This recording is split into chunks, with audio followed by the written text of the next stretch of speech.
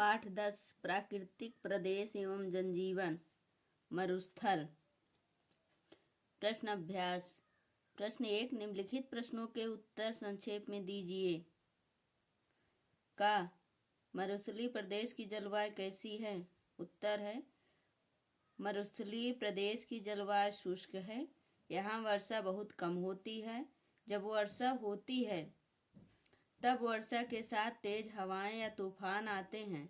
इस क्षेत्र के दिन व रात के तापमान में अधिक अंतर रहता है।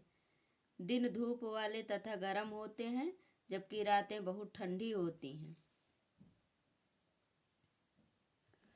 मरुस्थलीय प्रदेश की वनस्पति की क्या विशेषता है? उत्तर है मरुस्थलीय प्रदेश की वनस्पति की विशेषताएं इस प्रकार हैं। नंबर 1 है पानी की कमी के कारण यहाँ क्षेत्र वनस्पति विकास के अनुकूल नहीं है। शुष्क जलवायु व कम वर्षा के कारण मरुस्थलीय वनस्पतियाँ विकसित हो जाती हैं। नंबर 2 यहाँ की वनस्पति की जड़ें लंबी होती हैं जिससे वह भूमि की गहराई तक नमी प्राप्त करती हैं। नंबर 3 जल वाष्पन को कम करने के लिए इनमें पत्तियां नहीं होती हैं। नंबर 4 जहाँ कहीं जल के स्रोत या नदी होती है वहाँ आसपास पेड़ पौधे झाड़ियाँ व घासें उग आती हैं। ये वीरान जमीन पर बगीचे से दिखाई देते हैं, इसी कारण इन्हें मरुद्यान कहते हैं। मरुस्थलीय प्रदेश के प्राकृतिक वातावरण का मानव जीवन पर क्या प्रभाव पड़ता है? उत्तर मरुस्थलीय क्षेत्र की जलवायु बहुत विषम है। यहाँ पानी की कमी और तापमान में बहुत अंतर पाया जाता है। ताप कभी बहुत अधिक तो कभी बहुत कम होता है। इन सब कारणों से यहाँ जनसंख्या बहुत कम है और बस्तियाँ दूर दूर बसी हैं। यहाँ पर रह रही आदिवासी जातियों में अरब की बद्दू और कालाहारी की बुशमैन जातियाँ प्रमुख हैं। कालाहारी के बुशमैन पूरी तरह शिकार पर निर्भर होकर जीवन गुजारते हैं, जबकि अरब के बद्दू जानवरों के चारे व पानी की खोज में इधर उधर घूमा करते हैं। यहाँ के लोग लंबी यात्रा में ऊँट या बकरी की खाल से बने थैले में पानी भर कर ले जाते हैं। इसमें पानी देर तक ठंडा रहता है। मरुस्थलीय प्रदेश में मानव जीवन को सामान्य बनाने हेतु क्या उपाय किए जा सकते हैं? उत्तर है मरुस्थलीय प्रदेश में मानव जीवन को सामान्य बनाने के लिए निम्नलिखित उपाय किए जा सकते हैं।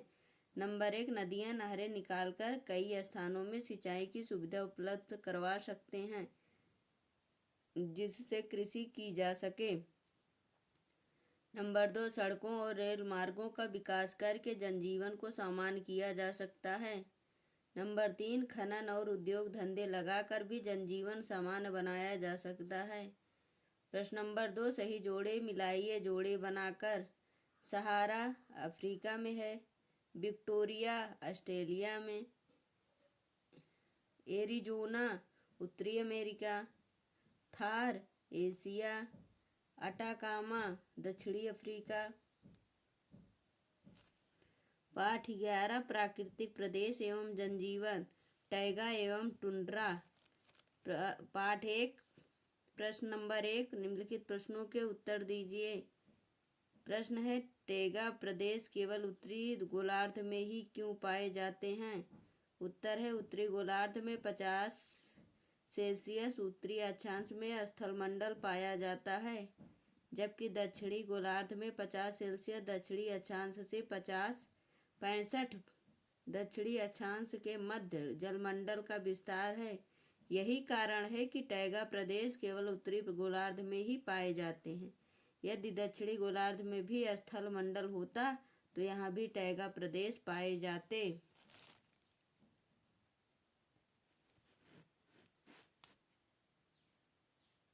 टैगा प्रदेश में कृषि क्यों नहीं विकसित है? उत्तर वर्ष के अधिकांश समय धरातल पर अस्थायी रूप से बर्फ के जमे रहने और जल के रूप में जल के रूप में। कम वर्षा के कारण टैगा प्रदेश में मिट्टी का विकास नहीं हो पाता है। यहाँ की मिट्टी पथरीली है जो कृषि की दृष्टि से अनुपजाऊ है, इसलिए टैगा प्रदेश में कृषि विकसित नहीं है। टुंड्रा प्रदेश की प्रमुख विशेषताएं लिखिए। उत्तर है टुंड्रा प्रदेश की प्रमुख विशेषताएं निम्नलिखित हैं। नंबर 1, टुंड्रा प्रदेश आर्कटिका महासागर का एक हिस्सा है जो पूरे साल बर्फ से ढका रहता है।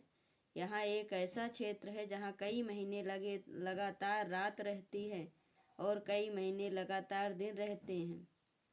इस क्षेत्र में मुख्य रूप से बौनी झाड़ियाँ, घास, लाइकेन, काई और दलदली पौधे उगते हैं। विश्व के कुछ टुंड्रा प्रदेशों में छितरे हुए वृक्ष भी पाए जाते हैं। उत्तरी अमेरिका के टुंड्रा निवासियों को एस्किमो तथा यूरेशिया के टुंड्रा निवासियों को लैपफिन या याकूत कहा जाता है। टुंड्रा प्रदेश में उगने वाले वृक्षों की बढ़ोतरी कम तापमान और अपेक्षाकृत छोटे मौसम के कारण प्रभावित होती है। इस क्षेत्र के निवासी लैम्प, सैमोयेड तथा एस्किमो अपने भोजन में मछली के अतिरिक्त रेडियन के मांस तथा दूध का उपयोग करते हैं।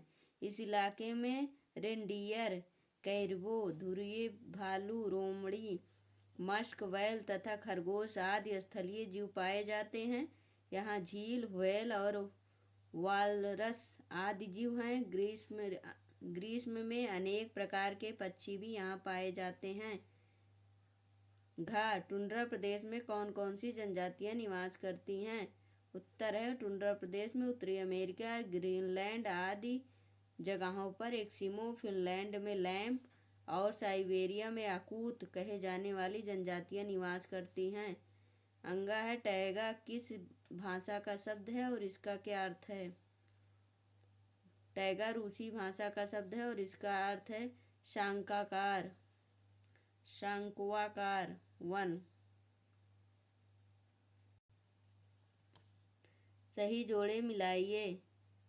बारकोइस्काक सबसे ठंडा स्थान, कनाडा वालरस सुगंधित पदार्थ, कयाक नाव, अंटार्कटिका बिलो झाड़ी, उत्तरी ध्रुव रॉबर्ट पियरी, दक्षिणी ध्रुव एडम्स ए मंडस। रिक्त स्थानों की पूर्ति कीजिए। शीतकाल में साइबेरिया के पक्षी भारत के मैदान में प्रवास करते हैं। बोरियल वन केवल उत्तरी गोलार्ध में पाए जाते हैं। काई, लाइकेन और बर्च टुंड्रा प्रदेश की वनस्पतियां हैं।